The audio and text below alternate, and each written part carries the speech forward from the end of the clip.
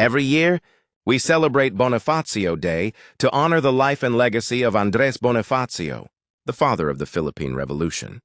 Siya ang simbolo ng tapang, malasakit at handang magsakripisyo para sa bayan.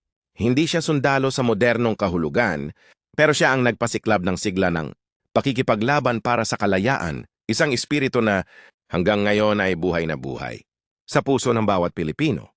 At sa araw na ito, hindi lang natin ginugunita ang isang bayani, tinatanaw natin ang tunay na kahulugan ng pagiging handang mag-alay ng sarili para sa kapakanan ng nakararami.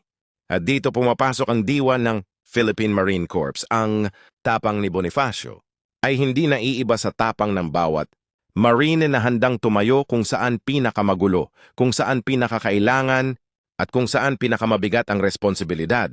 Tulad ni Bonifacio na lumaban ng walang takot, ang Marines ay patuloy na naglilingkod sa mga operasyon para sa kapayapaan, disaster response, at pagtatanggol ng teritoryo kahit gaano kahirap at kahit gaano kalayo.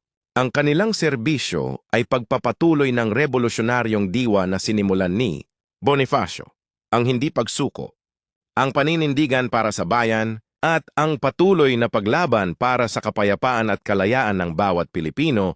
Kaya ngayong Bonifacio Day, hindi lang natin inaalala ang isang bayani, kinikilala rin natin ang lahat ng patuloy na sumusunod sa kanyang yapak.